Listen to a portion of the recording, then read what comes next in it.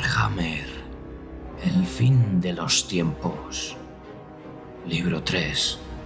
La maldición de Khaine, por Gav Thorf.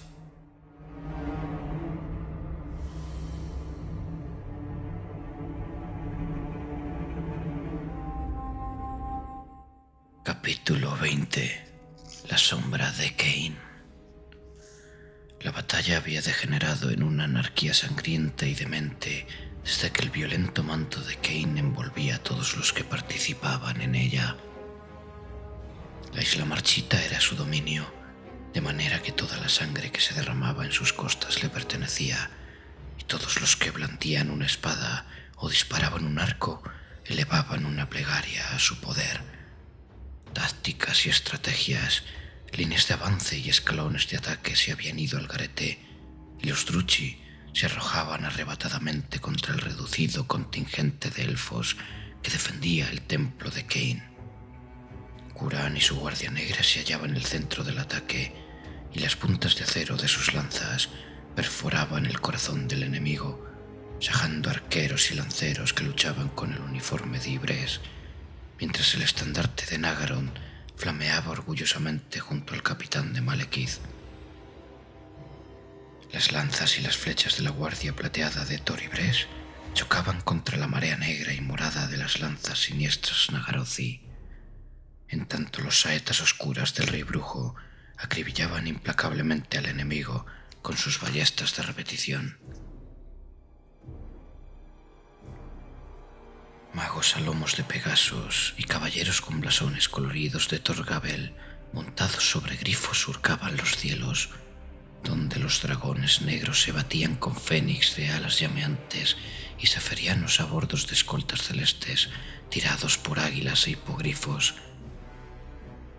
En la periferia de la batalla acechaban los Aesenar, que habían seguido al ejército de Malekith a través de Cracia y habían cruzado el mar furtivamente liderados por el rey sombrío. La mayoría habían caído a manos de la avanzada de la Guardia Negra, pero los supervivientes disparaban a los capitanes de los regimientos y mataban a los cuidadores de las hidras y de las manadas de perros de guerra, lo que acrecentaba la confusión y el pavor reinantes en los dominios de Khaine. No eran los únicos descendientes de Nagarite defendiendo el templo, pues los retornados de Khaine protegían el recinto del templo, dispuestos a matar y a morir para evitar que la hacedora de viudas saliera de allí. Hacía poco que había comenzado a llover sangre, y los regueros carmesíes estriaban rostros pálidos y armaduras relucientes, como si Khaine estuviera bendiciendo la carnicería que tanto placer le procuraba. La lluvia siseaba y saltaba de la armadura del rey brujo, mientras éste trataba de mantener algo parecido al control sobre sus guerreros ávidos de sangre. Teclis no andaba muy lejos de él, si bien aún no estaba participando en la batalla y reservaba su magia para lo que estaba por llegar. El saferiano advirtió que Malekith lo miraba y se volvió a él. «Pase lo que pase, no podemos permitir que Tyrion empuñe la espada de Khaine». Mi ejército está desangrándose con ese fin, sobrino. ¿Qué más quieres? Prométeme que si es necesario, tú cogerás la hacedora de viudas antes que él. ¿Qué vida más extraña has llevado? ¿Te avergüenza recordar los tiempos en los que tú y los tuyos frustrasteis mis intentos de reinar? ¿O es que te llena de satisfacción darte cuenta ahora de la legitimidad de mi determinación? Qué reconfortante debe ser ver el trabajo de toda una vida, toda una dedicación, haya conducido a este momento, cuando prefieres verme a mí empuñando la hacedora de viudas antes que tu hermano. Teclis no dijo nada más y se limitó a mirar con ferocidad al rey brujo. No te preocupes. Tu hermano perdió las manos en el mismo momento en el que decidió arrebatarme la corona. No tendrá dedos con los que coger la matadioses. Eso no es una promesa, contestó Teclis, pero el rey brujo ya estaba pensando en otra cosa y no prestó atención al mago. Los grifos y sus jinetes estaban haciendo una escabechina con la segunda oleada de guerreros de Malekith, así que hizo un gesto a la docena de dragones negros que lo acompañaban y se alzó en el cielo a lomos de Serafón. Según ascendía, fue dejando atrás el fragor de la batalla y el hedor de la sangre, y eso le hizo pensar en lo diferente que había sido la primera vez que había puesto los pies en aquella isla.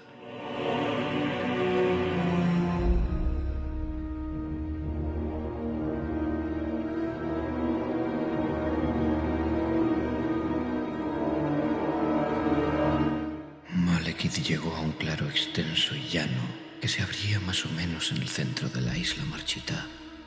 Allí, unas rocas negras irregulares con vetas rojas se elevaban hacia el cielo rubicundo, formando una especie de círculo de columnas.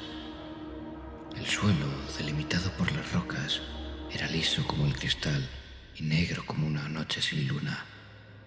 Justo en medio había un bloque de piedra veteado de rojo sobre el que resplandecía algo solo visible parcialmente. Sin duda se trataba del altar de Cain. Malekith miró a su alrededor, pero no divisó señal alguna del lugar donde se podían reposar los restos de su padre, ni rastro de los despojos de Indragonir. Sin embargo, debían estar allí, pues Aenarion había devuelto la espada de Cain al altar que se levantaba a escasos metros de él. Apenas la matadioses pasó por su mente. Desde ella llegó hasta sus oídos el rumor de un ruido distante.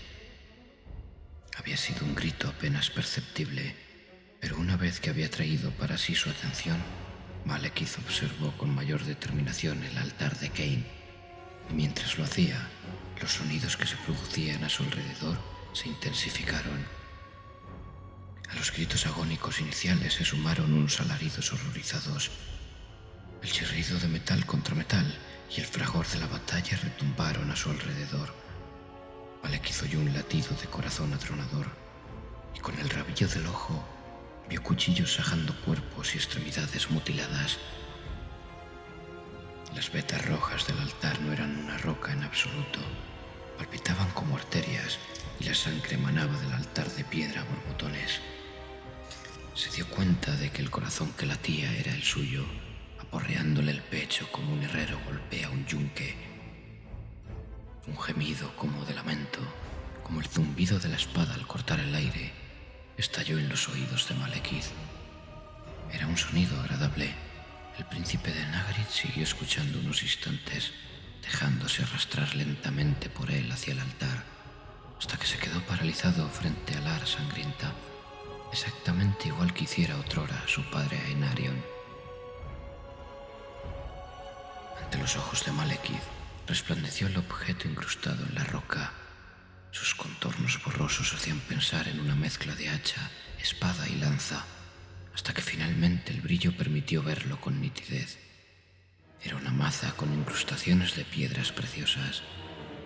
Malekith se sintió confuso, pues no se trataba de un arma, más bien le recordaba los cetros ornamentales que solían portar los demás príncipes. Sin ir más lejos, se parecía mucho al que había llevado Belshazzar en su visita a las colonias. Entonces Malekith comprendió lo que significaba aquello. Todo Aulthuan sería su arma. A diferencia de su padre, él no necesitaba una espada ni una lanza para batir a sus enemigos. Dispondría de los ejércitos de toda una nación para utilizarlos a su antojo. Si aceptaba el cetro que le ofrecía el altar de Cain, nadie podría hacerle frente. El futuro se reveló ante Malekith como en una visión. Regresaría a Ulthuan e iría directo a Tor Anrok para echar abajo las puertas del Rey Fénix. Entregaría el cuerpo de Belshazzar como ofrenda a Cain y se convertiría en el rey indiscutible de los elfos.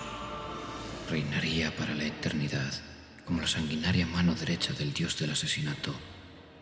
La muerte acecharía oculta en su sombra mientras él arrasaba el imperio de los enanos, pues el poder de los elfos era tan grande que no necesitaba compartir el mundo con ninguna otra criatura. Los hombres bestia caerían pasados por las espadas de las nutridísimas huestes de elfos, y los cuerpos de los orcos y los goblin, empalados en largos mástiles, flanquearían las carreteras de su imperio a lo largo de cientos de kilómetros.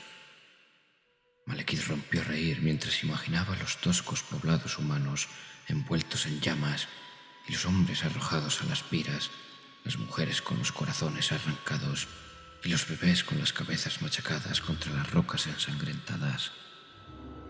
Los elfos conquistarían el mundo que se extendía ante sus ojos como una marea incontenible, hasta que Malekith gobernara un imperio que se extendía por todo el globo y el humo de las hogueras para los sacrificios oscureciera la luz del sol.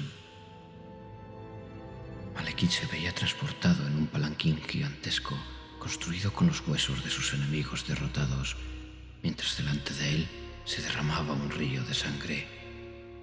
¡No! Gritó Malekith, apartando bruscamente la mirada del cetro y arrojándose de bruces contra el suelo pedregoso, donde permaneció largo rato, con los ojos apretados y el corazón golpeándole el pecho, respirando entrecortadamente y con esfuerzo. Poco a poco se tranquilizó y finalmente abrió un ojo. Todo parecía estar en orden. No había fuego ni sangre, únicamente las rocas mudas y el silbido del viento. Los últimos rayos del sol tiñeron de color naranja el altar y Malekith se levantó y salió arrastrando los pies del círculo formado por las piedras, sin atreverse a volver la mirada hacia el altar, consciente de que nunca encontraría a su padre.